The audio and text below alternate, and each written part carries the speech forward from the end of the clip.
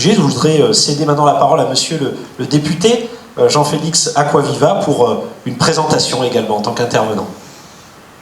Bon, tout d'abord, bonjour à toutes et tous, Madame la Présidente, chère Christine, Monsieur le modérateur, Mesdames et Messieurs, je suis très heureux d'être là ce soir.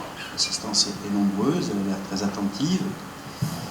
Je vais essayer de faire une présentation de 10 minutes, un quart d'heure pour surtout laisser libre recours à l'interaction, puisque c'est un sujet ce sont des sujets qui sont denses et complexes, à la fois l'affaire Colonne, de sa genèse à ce qui s'est passé à Arles et à la commission d'enquête parlementaire, mais aussi, puisque c'est un des sujets de la Réunion, où va la Corse, qu'est-ce qui peut se passer dans les discussions politiques aujourd'hui et pour quels résultats.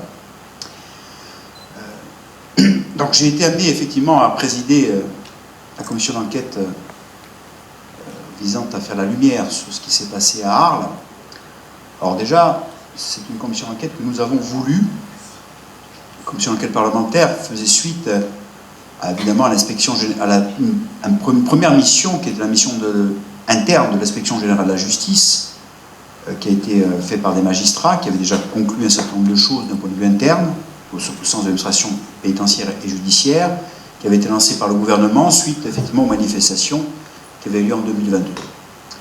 Alors, quand je dis que c'est une commission d'enquête que nous avons voulu, je veux dire les députés de la Corse, les députés nationalistes en particulier, et le groupe parlementaire auquel j'appartiens, puisqu'une commission d'enquête parlementaire, ce n'est pas le gouvernement qui donne le droit aux commissions d'enquête parlementaire, c'est les groupes parlementaires qui font usage de leurs droits chaque année. En gros, chaque année, un groupe parlementaire peut réaliser une commission d'enquête parlementaire sur un sujet de son choix. Et donc le groupe Lyotte a suivi les députés nationalistes que nous étions pour justement faire suite à cette demande et que la conférence des présidents de l'Assemblée nationale puisse permettre de mettre en place cette commission d'enquête parlementaire. Autrement dit, je prends cette précaution d'usage pour dire que c'est bien l'usage du pouvoir démocratique du Parlement qui s'est fait jour à travers cette initiative, entre guillemets, face à l'exécutif, ou face au corps que sont les administrations centrales. C'est donc un exercice démocratique du Parlement qui s'est exercé par la voie du groupe Lyotte. Donc à partir de là, un bureau de la commission d'enquête parlementaire s'est constitué, il y a à peu près 22 membres, qui est proportionnel à l'ensemble des groupes de l'Assemblée nationale, autrement dit tous les groupes étaient représentés, et un travail commun a été réalisé. J'en ai assuré la présidence. Comme vous le savez, Laurent Marcange a été rapporteur, puisqu'il est d'usage que lorsqu'on choisit d'être président, le rapporteur soit de la majorité si le président est de l'opposition, ou vice-versa. Donc c'est comme cela que les choses se sont déroulées d'un point de vue mécanique. Bien, donc à partir de là, pour parler très rapidement de la commission d'enquête parlementaire, mais quand même, tout d'abord, pour tous ceux que cela intéresse, je vous invite à consulter le rapport conclusif, qui est très important, de l'ensemble des travaux de cette commission.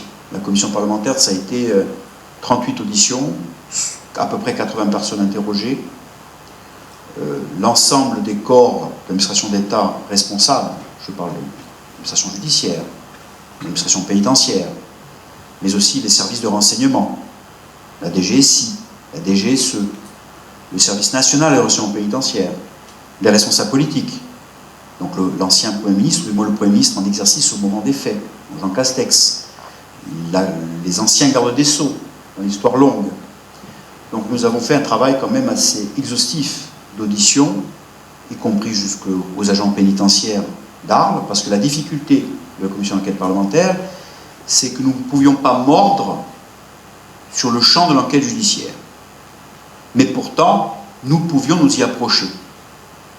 C'est-à-dire que nous pouvions nous approcher de l'enquête judiciaire sans y mordre. Les jurisprudences en la matière nous permettaient d'avoir quand même une démarche assez souple. Donc nous sommes allés en éthique de responsabilité, et là avec l'accord de l'ensemble des groupes, je dois le dire, de l'Assemblée nationale, le plus loin possible. Je dois dire qu'il n'y a pas eu de tabou, il n'y a pas eu de barrière, il n'y a pas eu d'obstruction de la part des groupes parlementaires. Et d'ailleurs, je fais un petit saut dans la conclusion avant de revenir, je rappelle que le rapport a été adopté à l'unanimité des forces politiques de l'Assemblée nationale, ce qui est très rare concernant une commission d'enquête parlementaire, où vous avez souvent, si vous observez un petit peu l'avis des commissions d'enquête sur des sujets pourtant importants, vous avez souvent des fois des avis divergents entre le président et le rapporteur. Là, ça n'a pas été du tout le cas. Et nous avons fini sur des conclusions fortes et fortes assumées d'un point de vue unanime. Donc ça, c'est important de le préciser. Donc ça, c'est le champ que l'on s'est donné. Et je vais d'ores et déjà dire pourquoi. Déjà, donc 2 mars 2022, agression mortelle requalifiée en assassinat par le parquet national antiterroriste lui-même. Hein. Quand on parle d'assassinat, c'est un fait que l'on peut dire politiquement pour lequel c'est un assassinat, mais c'est une qualification juridique. Hein, l'assassinat d'Ivan Colonne, et on parle d'un individu qui est inculpé pour chef d'assassinat. Décès d'Ivan Colonne, donc le 21 mars. On sait l'ensemble des manifestations qui ont eu lieu en Corse en la matière. Alors pourquoi? Tout simplement parce que, évidemment, on ne pouvait pas détacher l'agression devenue un assassinat en charge de l'occupation juridique d'Ivan Colonne de l'histoire du dossier Ivan Colonne depuis le début, de l'histoire de l'affaire Erignac, à la fois de l'acte qui a traumatisé la République française, je parle de l'assassinat du préfet Erignac, mais aussi des soubresauts juridiques, des manquements dans les procès qui font qu'il y a eu des procès annulés, qu'il y a eu 3 procès, et qu'il reste aussi à ce jour, il faut le dire, des doutes concernant la réalité des faits, mais ça appartiendra à l'histoire et à ceux qui pourront demain investir ce sujet. On ne peut pas dissocier donc l'assassinat de ce fait-là, mais aussi de l'histoire longue de la Corse. Et on ne peut pas dissocier non plus ce qui s'est passé de mars du fait que depuis quelques années, une pression démocratique forte existait en Corse, depuis des décennies concernant la revendication corse, bien sûr. La revendication corse nationaliste n'est pas née il y a 10 ans, 60 ans de combat politique, mais au-delà de ça, depuis notamment le verdict des urnes à plusieurs reprises, je veux parler de l'accession aux responsabilités nationalistes de Corse en 2015 à la collectivité de Corse, d'abord en majorité relative, 36% des voix et 24 sièges, ensuite 2 ans après en majorité absolue, 56% des voix avec 4 listes présentes pourtant au second tour, puis 3 députés sur 4, élus en 2017, réélus en 2022, un sénateur sur 2, un député européen, beaucoup de communes, enfin l'élan démocratique confirmé à plusieurs fois, a fait que non seulement il y avait des demandes démocratiques concernant l'avenir de la Corse, on va y revenir, qui de 2017 à 2022 n'étaient pas du tout entendus. En gros, je simplifie, mais je pourrais répondre plus précisément pourquoi je dis ça à des questions plutôt que de développer. Nous avions un mur, il y avait un déni de réalité, si vous voulez, en face de nous, du point de vue de l'exécutif gouvernemental, quelles que soient les demandes. Que ce soit les demandes fiscales sur des sujets particuliers, sur lesquels nous pouvions techniquement démontrer l'objectivité, à la demande institutionnelle de pourquoi il fallait un statut d'autonomie pour la Corse dans la Méditerranée et sa justification, à la langue, à la culture, au problème de la spéculation foncière immobilière. Et puis il y avait un mur aussi, je reviens sur le sujet plus précisément, sur les demandes liées au respect du droit, du rapprochement, droit au rapprochement des prisonniers restant incarcérés sur le continent, puisqu'au départ on parlait de rapprochement, et au respect du droit en général, au droit d'aménagement de peine, autrement dit de considérer ces prisonniers comme n'importe quel prisonnier qui a droit, à un moment donné, à la fin de la peine de sûreté, à avoir un droit d'aménagement de peine, libre, etc. D'abord le rapprochement, puis ensuite. Et non seulement sur ce second sujet, nous avions un mur en face de nous en termes de discussion, mais je dois le dire d'abord en introduction, parce que ça a évidemment alimenté beaucoup de questions que j'ai pu poser à titre personnel à des audités. Nous n'étions pas, en tant que président et rapporteur, en particulier moi-même en tant que président député nationaliste, des gens lambda qui posions les questions. Nous avions été dans les couloirs de la chancellerie en 2017, en 2018, en 2019, en 2020. Nous avons rencontré des gens pour parler du cas des prisonniers restants, d'Ivan Colonne, d'Alain Ferrand, de Pierre Alessandre, et notamment des détenus dits du commando Erignac.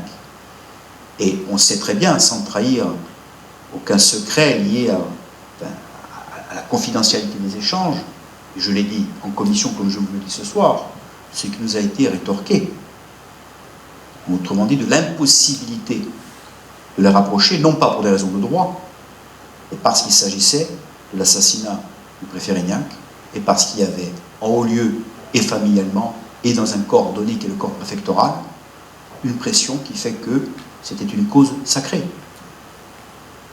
Donc tout cela, ce n'est pas des tiers qui nous l'ont rapporté, ce sont des choses que l'on a vécues directement en discussion. Directement. Et nous sommes avant la mort d'Ivan Colom.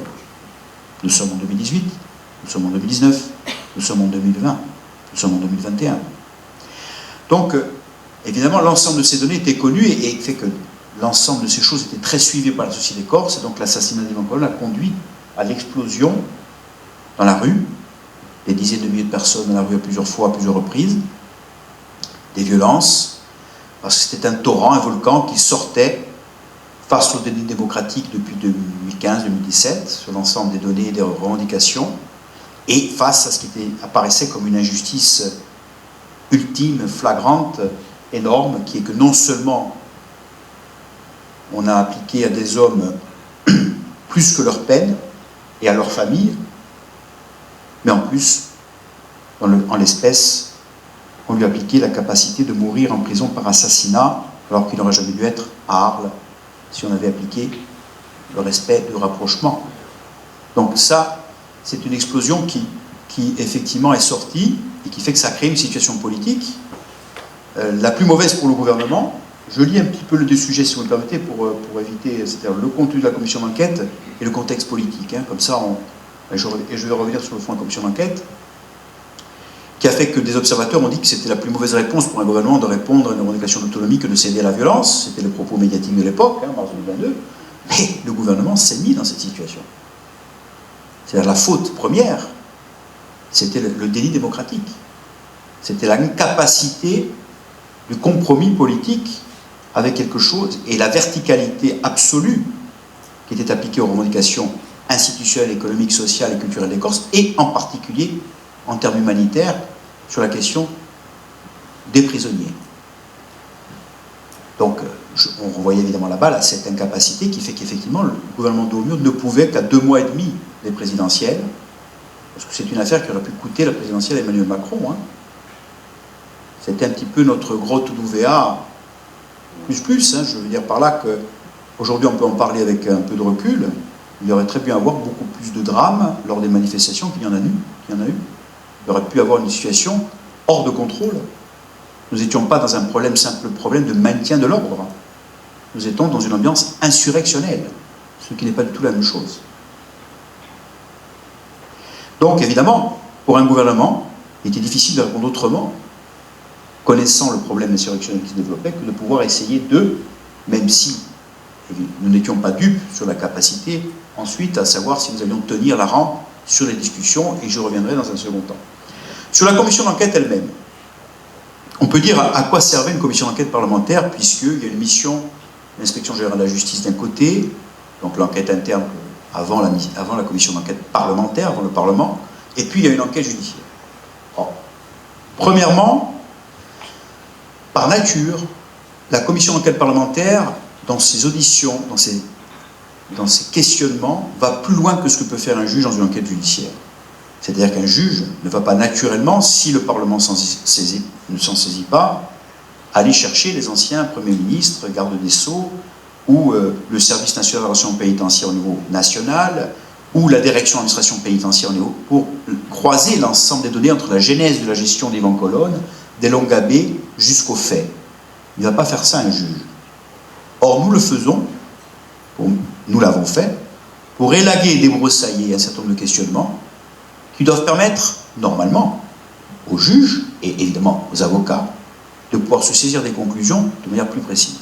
Donc, ça, c'est le premier niveau d'utilité d'une commission d'enquête parlementaire de son travail. L'autre élément, c'est ce que je viens de dire aussi, mais je développe, c'est que le juge ne va pas croiser l'histoire longue. Par exemple, un des éléments de la commission d'enquête qui est une conclusion évidente de cette commission d'enquête aujourd'hui, et qui a frappé l'ensemble des groupes parlementaires, c'est qu'il est évident qu'il y a eu une gestion politique du statut de détenu particulièrement signalé.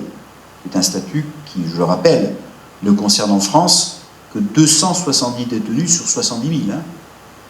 Donc on est dans la loi des petits nombres. On ne peut pas dire qu'on est submergé par la gestion des statuts DPS au niveau de la chancellerie ou de la direction d'administration pénitentiaire pour faire distinguer le bon grain de l'ivraie, être juste et équitable.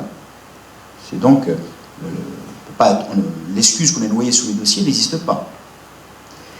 Donc la gestion d'Yvan Collonne a été politique, et je renvoie à l'aveu, même si évidemment elle a joué son rôle d'éviter sur certaines questions de répondre par l'affirmative, mais Nicole Belloubet par exemple a eu l'honnêteté de dire qu'effectivement, dans le cas des détenus corses et dans le cas des détenus basques, il y avait une gestion particulière des DPS, qu'elle avait été amenée à rencontrer Madame Erignac à plusieurs reprises, donc la partie civile, concernant cette gestion de rapprochement de DPS, ou le fait de lever ou pas le statut, parce que le statut DPS en tant que tel était un empêchement réglementaire au transfert à bord, en centre pénitentiaire à bord.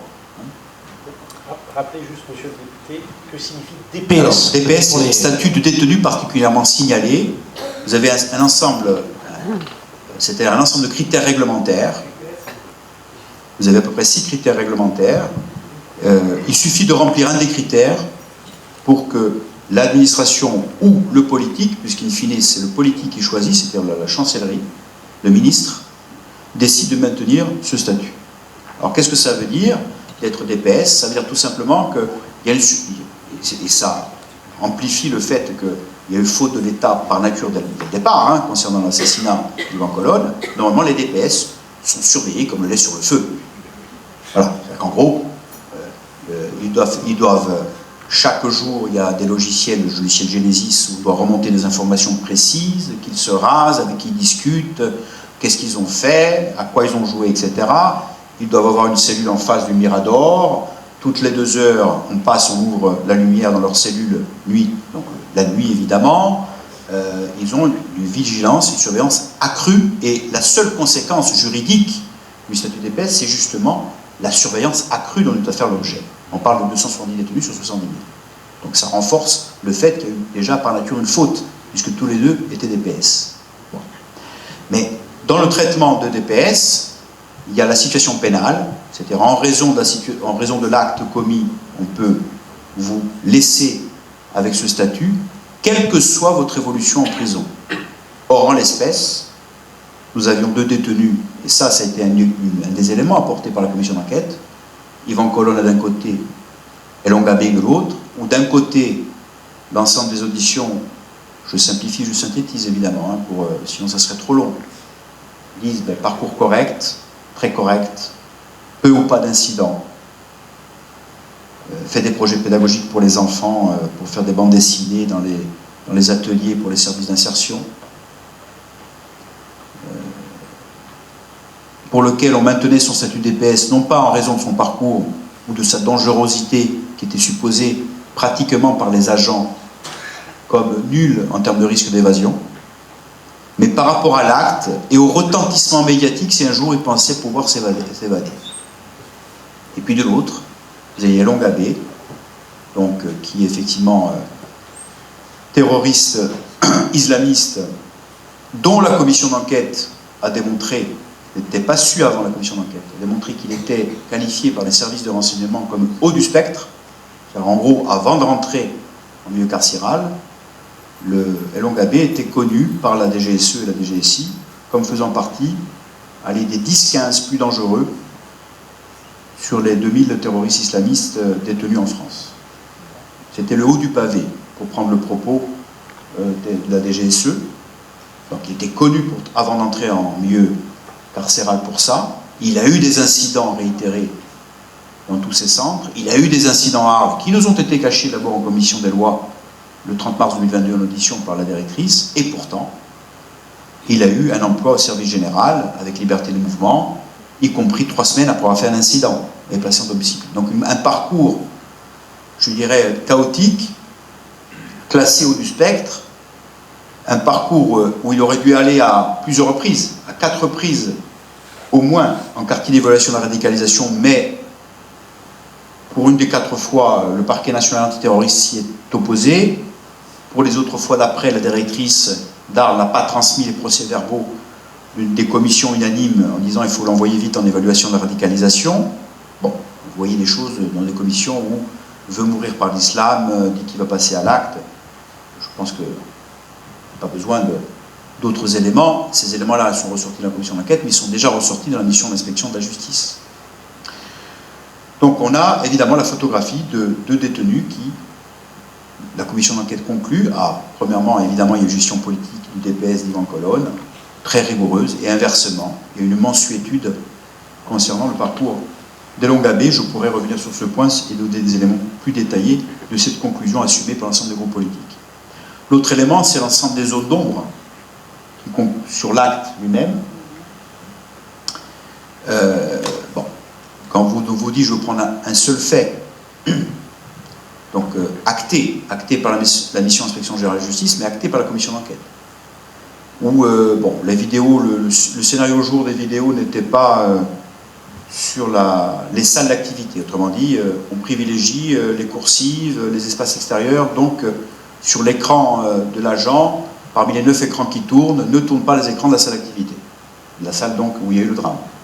Allez, contact.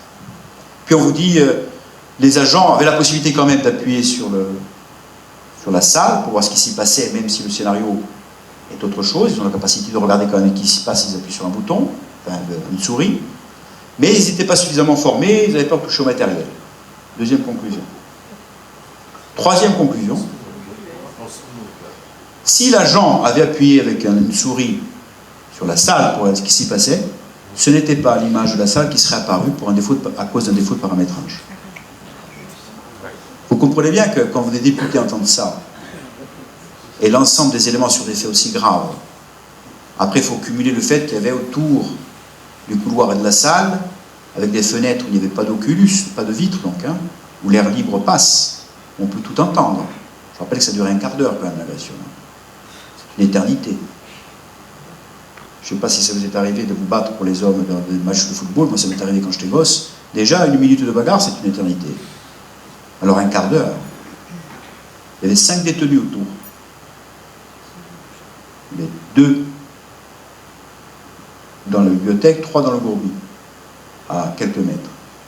Personne n'a rien entendu.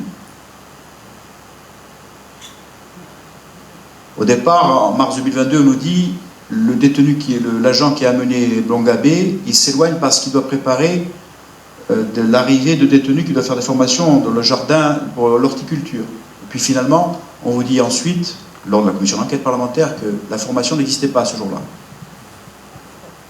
Je vous donne des éléments, jusqu'au dernier élément qui nous a qui a fait que Laurent Marcange et moi-même avons saisi le procureur de la République, c'est évidemment la défaillance du renseignement, plus que la défaillance du renseignement, le caractère, je dirais, très problématique du logiciel Genesis du renseignement, où aucun renseignement, pourtant cité par une agent par écrit, de la dangerosité quelques jours avant de Elongabé, ne sont inscrits dans le logiciel en question, d'accord ? Et où il y a un soupçon, je pourrais vous dire, je vous renvoie aux auditions parce que c'est très long pour vous dire comment on a démontré ce système, un soupçon d'effacement de données. Ce qui prouve que s'il y a effacement de données, le procureur fera son travail, puisqu'il y a une enquête préliminaire en cours, ça démontre qu'il y a eu un degré d'organisation assez grand. Ce degré d'organisation, d'ailleurs, ressort par les propos même du directeur actuel de la centrale d'Arles, qui dit « Je vous accorde que Franck Elongabé, quand il arrive dans la cellule, ne fait fi des caméras, il fait fi des caméras, il fait surtout fait attention à ce que l'agent revienne, et durant un quart d'heure, attaque froidement Yvan Colonne en regardant par les caméras, donc on pense qu'il sait qu'il ne risque rien du point de vue des caméras. » Donc tout l'ensemble de ces éléments-là que je vous donne sont des éléments qui, évidemment, font qu'on a plaidé avec le rapporteur et la commission d'enquête pour dire qu'aucune hypothèse ne pouvait être exclue, encore moins lorsque les agents vous disent, le directeur de la centrale d'Arles actuelle vous dit qu'il ne croit pas à la thèse du blasphème. Ça, c'est pas moi qui parle, ce sont les agents sous serment à la commission d'enquête. Bon. Et qu'à un moment donné, un ensemble de choses qui recoupent de l'ensemble des planètes alignées de cette zone d'ombre font dire au directeur actuel de l'administration pénitentiaire, je vous l'accorde, la réalité dépasse la fiction. Parce qu'on est sur une probabilité d'alignement, de défaillance, de dysfonctionnement dans l'acte, dans la gestion d'Elongabé, pour qu'il arrive jusqu'à cet acte, qui agresse notre intelligence pour quelqu'un qui veut avoir une vision neutre du sujet. Je ne parle pas de gens engagés, je parle de gens qui ont une vision neutre. Et c'est pour cette raison que l'ensemble des groupes parlementaires ont voté à l'unanimité le rapport. Donc voilà, je laisse sur la commission d'enquête. Après, deux mots sur l'avenir. Les discussions sont en cours. Il y a un processus de réforme constitutionnelle avec un président de la République qui, en septembre, n'a plus dit jusqu'à l'autonomie, mais a dit autonomie. Ça ne veut pas dire que nous sommes arrivés, c'est le début de l'histoire, hein. Ce n'est pas la fin de l'histoire. Je pourrais répondre plutôt dans le fond à ce qu'on entend par autonomie et pourquoi, plutôt que de ex nihilo, ex abrupto, de développer, ça serait beaucoup trop long. Et voilà ce que je peux dire, même si je pense que j'ai largement dépassé les 15 minutes. Voilà. C'était au contraire vraiment très intéressant, parce que l'introduction, vous avez, je vais reprendre votre expression, un petit peu mordu, si je peux me permettre, mais au contraire, c'est très bien, puisque ça me permet de me tourner vers Christine Flory. Donc, finalement, vous avez souligné, monsieur le député, tout le volet symbolique, le symbolisme fort. Vous avez parlé effectivement d'un traitement politique, hein, c'est une des conclusions qui ressort de cette commission d'enquête. Et on a la chance d'avoir encore une fois Christine Flory avec nous, qui, en tant que visiteuse en prison, a été aux côtés d'Yvan Colonna.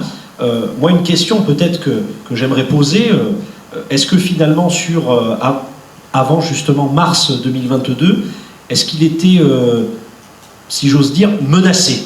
Est-ce qu'il était, j'allais dire, dans un environnement sous tension? Alors, je n'étais pas la seule personne à lui rendre visite. Et il y a d'ailleurs dans la salle de nombreuses personnes qui lui ont rendu visite et qui l'ont soutenu tout au long de son parcours pénitentiaire. Donc, merci à ces personnes d'être là aujourd'hui, parce que ce sont des personnes qui peuvent compléter ce que je vais dire aujourd'hui. Moi, je dis que j'ai eu la chance de rencontrer une personne droite, intègre, résistant dans le sens où il refusait l'assujettissement, il refusait la spoliation des terres, il refusait la maltraitance des minorités. Ça, c'était Yvan. C'est-à-dire qu'avec Yvan, les discussions pouvaient passer des Indiens d'Amérique aux Basques, en passant par les Ouïghours et les Palestiniens et toutes les minorités qui sont maltraitées et opprimées encore actuellement dans le monde. La question que vous me posez, c'est est-ce qu'il se sentait menacé? Disons que moi je l'ai vu la dernière fois le 7 février 2022 et il m'a dit à ce moment-là, pour mars, j'y allais une fois par mois, hein, pour mars, il y a mon fils et les députés qui doivent venir, donc je te dirai quand tu peux demander un parloir. Mais il m'avait dit aussi, à cette époque-là, que une des personnes, un des Corses qui restait dans la prison d'Arles, il me dit « Ah non, il n'est pas là, il est sorti ». Parce qu'en fait, on parlait aussi de son environnement, pour savoir si son environnement lui permettait de tenir le coup. Donc il y avait jusqu'à présent des Basques et des Corses à la prison d'Arles, et dans les mois qui ont précédé son assassinat, ces personnes ont été transférées ailleurs. Pourquoi pas?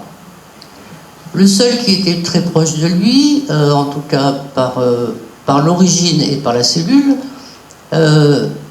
il pensait qu'il était sorti. On apprendra plus tard qu'en fait il avait été hospitalisé et maintenu en hospitalisation dans une période très étrange qui va de la fin février au 7 ou 8 mars. Il me dit aussi que les députés étaient venus le voir et que la directrice de la prison avait refusé qu'il rencontre Yvan en prenant un prétexte particulier qui était il est en promenade, vous ne pourrez pas le rencontrer. C'est exact, n'est-ce pas, cette... Oui, oui. Donc des situations comme ça étaient un peu... Par ailleurs, les détenus ont depuis un an ou deux, je ne sais plus, la possibilité d'avoir accès à un téléphone dans leur cellule. Donc ils pouvaient téléphoner, il n'y a que les numéros que les détenus donnent et qui sont autorisés par l'administration auxquels ils peuvent téléphoner. Et là, son téléphone était en dérangement. Donc il y avait une ambiance comme ça qui était un peu plus dure autour de lui. déjà l'éloignement des personnes avec lesquelles il conversait habituellement, qui avaient été transférées ou éloignées. Il y avait quelque chose d'un peu oppressant. Et peut-être que les personnes qui l'ont vu un peu avant ou un peu après pourraient dire quelque chose de ce sujet-là. On a évoqué tout à l'heure, enfin, Monsieur Acquaviva, vous avez évoqué le statut de DPS. En fait, Yvan, il a beaucoup souffert dans son parcours. C'est quand il a été transféré à la Farled que ça s'est un peu apaisé. Un peu. Mais auparavant, il était resté 2 ans à l'isolement. Ça, c'est interdit aussi. L'isolement ne doit pas excéder 6 mois, voire 9 mois, puisqu'on sait qu'après, les personnes peuvent perdre la raison. L'isolement, c'est être dans un espace où vous étendez les bras et vous touchez les murs. Voilà. Et c'est ça votre vie pendant 2 ans. Pas de droit de visite, pas le droit d'avoir des livres, etc. Arrivé à Arles, il ne se plaignait pas de ces conditions de détention, mais toutefois, les fouilles à nu, après chaque parloir, l'interdiction de certaines unités de vie familiale. Une unité de vie familiale, ça permet de rencontrer sa famille pendant 24 heures.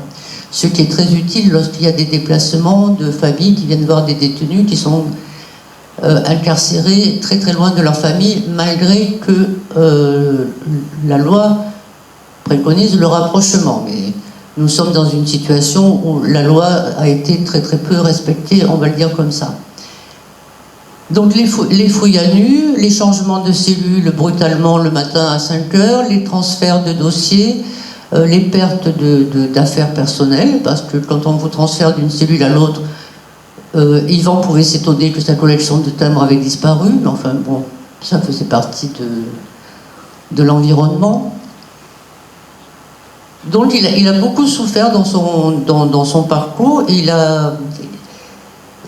Et quand il est arrivé à Arles, il y avait un apaisement dû au fait qu'il pouvait enfin avoir des visites un peu plus régulières, parce que Arles est quand même plus près que Paris pour sa famille et notamment pour son grand-fils. Mais c'est vrai que, je le répète, le dernier mois, il y avait un peu plus de tension.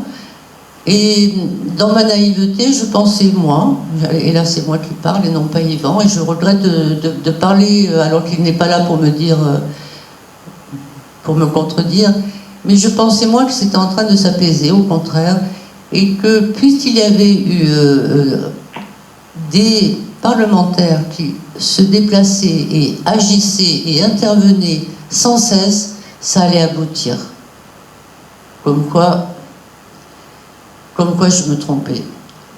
Il y a des personnes qui ont parlé de lui beaucoup mieux que moi. Il y a un de ses amis qui a été interviewé un peu après sa mort et qui a dit d'Yvan, le problème c'est que beaucoup de gens vont le faire parler et c'est aujourd'hui qu'il est mort qu'on se rend compte qu'il avait des choses à dire. Mais qui connaît ses idées? Ses idées sur la terre, sur la mer, la jeunesse, l'économie, sa vision de l'indépendance. On parle d'Yvan comme d'un nationaliste. Le souci avec ce mot, c'est qu'il peut aujourd'hui supposer la même orientation politique que sur le continent. Yvan, ce n'était pas ça.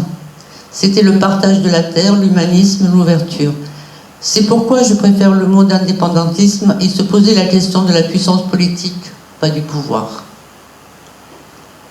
J'ai recueilli aussi des textes qui ont été faits par ses soutiens.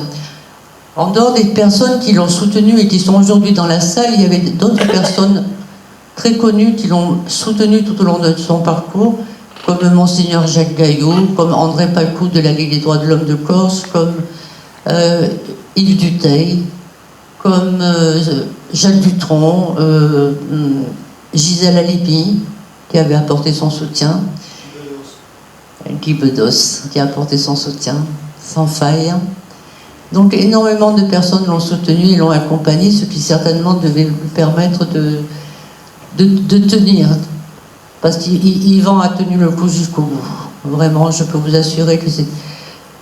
Quand j'ai eu la chance de rencontrer une personne pas ordinaire, c'est parce que c'était vraiment une personne pas ordinaire et je pense qu'on n'en rencontre qu'une comme ça dans sa vie. Avant de... Est-ce que j'ai répondu à votre question? Alors, oui, tout à En fait. partie. Non, tout à fait, vous avez répondu, puisque vous exprimiez qu'il y a eu finalement un moment d'apaisement, m'arrêtez si je me trompe, et que finalement les visites aussi des parlementaires tendaient vers ça. Finalement, le fait qu'il aurait probablement eu, comme vous disiez, gain de cause, justement, sur cette partie-là, à la maison centrale d'Arles. Et donc, j'allais vous poser cette question peut-être toute bête, et vous avez déjà anticipé, parce que c'est vrai que, comme vous le dites, et je pense qu'on va laisser un petit temps de parole dans quelques instants à l'Assemblée, si elle souhaite justement poser d'ores et déjà des questions sur cette première partie, qui est finalement la partie de feu Yvon Colonna, c'est de dire que c'est un personnage qui a été très médiatisé au vu justement le 6 février 98, avec cet assassinat qui était inédit sous la Ve République, certes, mais finalement on connaît très peu le personnage. C'est ce que vous disiez, de dire qu'on connaît très peu ses idées finalement. Le grand public ne le connaissait pas, le connaissait finalement comme ce personnage hautement symbolique. Alors en préambule, disons que ma réaction quand je me suis intéressée à l'affaire était parce que je m'intéressais à la justice et au droit. C'est-à-dire que j'ai longtemps regretté que l'on fasse de cette affaire une affaire, essentiellement une affaire corse, alors que est sous-tendu dans cette affaire des dénis de droit et de justice qui étaient évidents à mon sens. Mais peu importe. J'ai eu, quand je me suis rendue à la prison d'Arles pour les parloirs, j'ai eu une fois, à plusieurs reprises, des bonnes surprises avec des personnes qui me disaient mais heureusement que ce monsieur est là, heureusement qu'Yvan est là, parce qu'il apaise les tensions dans la prison. Les surveillants l'appelaient quand un jeune était en difficulté. Il n'y avait que de bons retours. Et un jour, avant d'entrer dans le parloir, vous êtes encadré par des surveillants, ce qui est normal. Et un surveillant se tourne vers moi et me dit « Nous savons tous qu'il est innocent ». Bon, on ne l'a pas revu, ce surveillant, hein. Je pense que ce n'était pas le métier pour lui, mais quelque temps plus tard, je dois prendre, pour aller de la gare d'Arles à la prison, je dois prendre un taxi. Et le taxi me demande ce que je vais faire. Alors, comme il n'y a rien à cacher, je lui dis, je vais voir Yvan Colonna. Ben, je n'ai pas payé la course. Alors il y avait des petits gestes comme ça qui étaient des signes pour moi, des signes positifs, c'est-à-dire qu'il y avait d'autres personnes et des trentenaires plutôt qui connaissaient l'histoire. C'est vrai que beaucoup ont parlé d'Yvan. Alors à l'époque on l'appelait le berger de Cargès, donc on bouclait l'affaire en disant ben, c'est un berger, donc de là à penser qu'il était à peine lettré, c'était pas loin. Donc Yvan était quelqu'un de très cultivé, de très attentif, de respectueux, intègre, c'est-à-dire qu'il avait développé depuis qu'il avait 25, 26, 27 ans, il avait développé une idée qui était que sa terre n'était pas respectée, son peuple n'était pas respecté, et à partir de là, il a développé un engagement. D'ailleurs, à l'âge de 25-26 ans, il a subi déjà une situation terrible qui a été la mort de son meilleur ami. Il a d'ailleurs donné le prénom de son ami à son premier fils.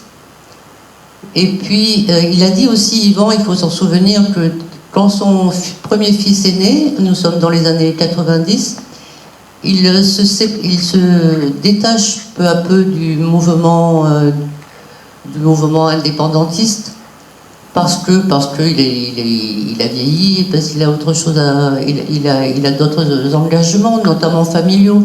Donc il y a beaucoup de zones d'ombre qui ne sont pas des zones d'ombre lorsqu'on cherche à savoir, mais qui ont été présentées de telle sorte par certains médias pour brouiller l'image d'une personne qui était un résistant et pas autre chose.